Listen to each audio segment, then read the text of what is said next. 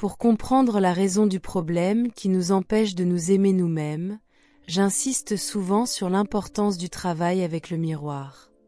Il existe plusieurs méthodes de travail avec le miroir.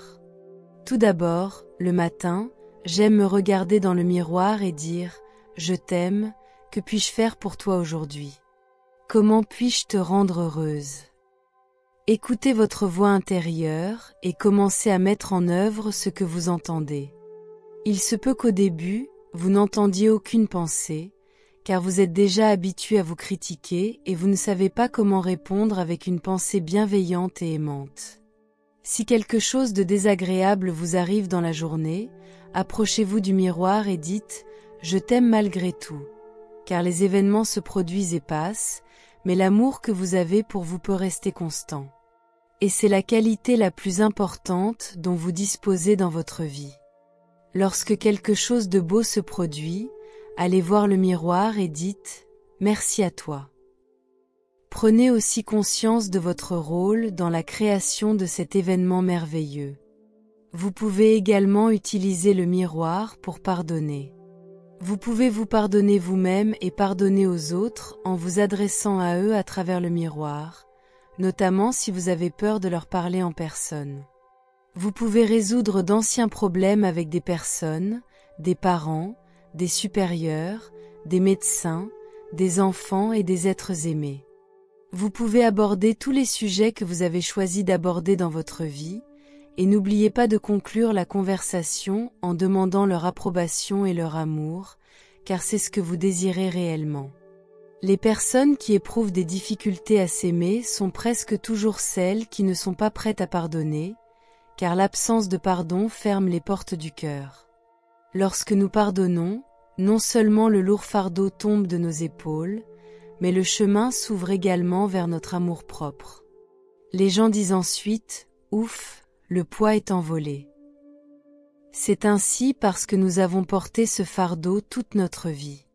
Le docteur John Harrison affirme que se pardonner à soi-même et à ses parents, en libérant simultanément d'anciennes blessures émotionnelles, guérit plus de maladies que n'importe quel antibiotique. Il faut beaucoup pour que les enfants cessent d'aimer leurs parents, mais lorsque cela se produit, il est encore plus nécessaire qu'ils leur pardonnent. Quand nous ne lâchons pas prise et ne pardonnons pas, nous nous attachons au passé.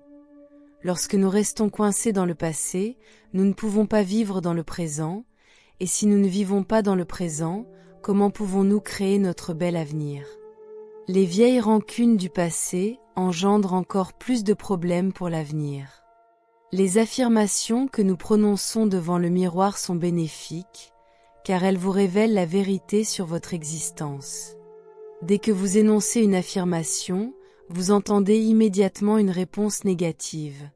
Quelque chose comme « Qui essaies-tu de tromper ? Ce n'est pas vrai » ou bien « Tu ne le mérites pas ».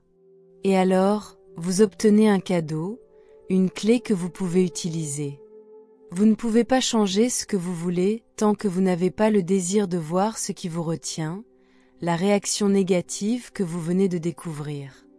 Cela ressemble à un cadeau, en ce sens qu'il devient la clé de la liberté. Transformez cette réaction négative en une affirmation positive. Par exemple, dites « Je mérite uniquement des expériences positives. J'autorise une expérience positive à remplir ma vie. » Répétez la nouvelle affirmation jusqu'à ce qu'elle devienne une nouvelle partie de votre vie. J'ai également vu des familles qui ont complètement changé, même lorsqu'une seule personne pratiquait cet exercice. Beaucoup de personnes issues de milieux difficiles vivaient dans des familles où leurs parents, au sens littéral du terme, ne leur parlaient pas, et je leur proposais de répéter l'affirmation « J'entretiens des relations magnifiques, aimantes, chaleureuses et ouvertes avec chacun des membres de ma famille, y compris avec ma mère et mon père. » Chaque fois qu'un souvenir de cette personne ou de la famille revenait, je leur conseillais de se tenir devant le miroir et de prononcer cette affirmation encore et encore. C'est toujours étonnant quand les parents apparaissent réellement lors d'une rencontre après 36 ou 9 mois. Aimez-vous vous-même dès maintenant. N'attendez pas que tout soit parfait. Le mécontentement envers soi-même est une habitude. Si vous êtes satisfait de vous-même ici et maintenant, si vous pouvez vous aimer et vous accepter, alors dès que le bien viendra dans votre vie, vous pourrez en jouir. Une fois que vous apprendrez à vous aimer, vous serez également capable d'aimer et d'accepter les autres. Nous ne pouvons pas changer les autres. Laissez-les faire. Nous dépensons beaucoup trop d'énergie à essayer de changer les autres. Si nous dépensions la moitié de cette énergie sur nous-mêmes, nous pourrions nous transformer. Et quand nous changeons, les autres réagissent différemment. Vous ne pouvez pas apprendre à vivre pour quelqu'un d'autre. Chaque personne doit suivre ses propres leçons de vie. Tout ce que vous pouvez faire, c'est apprendre à vivre pour vous-même. L'amour de soi est la première étape pour que le comportement destructeur des autres n'ait pas d'influence négative sur vous. Si vous vous trouvez dans une situation avec une personne négative qui refuse de changer, vous devez vous aimer tellement que vous vous en éloignez. Une femme m'a raconté que son mari était une personne très négative, et elle ne voulait pas qu'il ait une mauvaise influence sur ses 2 jeunes enfants. Je lui ai conseillé de commencer à dire que son mari est une personne merveilleuse, toujours prête à soutenir dans les moments difficiles, qu'il travaille sur lui-même et qu'il démontre ses meilleures qualités. Je lui ai dit, dis ce que tu aimerais qu'il arrive. Et chaque fois qu'il se comporte mal, elle se contente de prononcer mentalement son affirmation. Cependant, si les relations restent mauvaises, peu importe l'affirmation que vous utilisez, cela peut signifier que ces relations ne peuvent pas redevenir normales. En raison de l'augmentation des divorces dans notre pays, je pense que c'est une question que beaucoup de femmes doivent se poser avant d'avoir des enfants. Suis-je prête à soutenir complètement mes enfants? Seule, être parent devient de plus en plus la norme, et presque toutes les femmes finissent par être seules, responsables de l'éducation de leurs enfants. Il fut un temps où le mariage durait toute une vie, mais les temps ont changé, et cela doit être pris en compte. Trop souvent, nous restons dans des relations où nous endurons la violence et nous nous laissons écraser. Nous nous disons, je ne mérite pas l'amour parce que je reste dans ce comportement, parce que je le mérite, et je suis certain que personne d'autre ne voudra être avec moi. Je sais que ce que je dis peut paraître simpliste, que je répète les mêmes mots encore et encore, mais je suis convaincue que la façon la plus rapide de changer n'importe quel problème est de s'aimer tel, qu'on est. C'est toujours incroyable de voir que l'énergie aimante que nous envoyons attire à nous des personnes aimantes.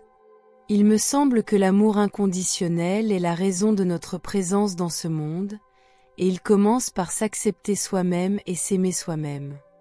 Vous n'êtes pas ici pour plaire aux autres ou vivre votre vie comme ils le souhaitent. Vous pouvez la vivre à votre manière en suivant votre propre chemin. Vous êtes venu dans ce monde pour vous réaliser et exprimer l'amour au plus profond de vous. Vous êtes ici pour apprendre et grandir, pour absorber et rayonner, pour compatir et comprendre. Lorsque vous quittez cette planète, vous n'emportez pas avec vous vos relations, votre voiture, votre compte en banque ou votre travail. La seule chose que vous emportez, c'est votre capacité à aimer. Aimez l'enfant en vous. Si vous ne parvenez pas à vous rapprocher des autres, c'est parce que vous ne savez pas comment vous rapprocher de votre propre enfant intérieur, cet enfant en vous qui est effrayé et qui souffre. Soyez présent pour cet enfant intérieur. L'un des problèmes majeurs que nous devons explorer est la guérison de l'enfant oublié en nous. La plupart d'entre nous avons ignoré cet enfant intérieur pendant trop longtemps.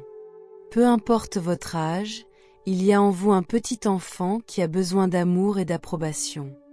Si vous êtes une femme, peu importe votre indépendance, il y a en vous une petite fille, très tendre, qui a besoin d'aide. Et si vous êtes un homme, peu importe votre virilité ou votre âge, il y a encore en vous un petit garçon qui aspire à chaleur et amour. Nous espérons que cette vidéo vous a plu. Abonnez-vous à la chaîne et partagez vos opinions dans les commentaires. Nous vous souhaitons succès et prospérité.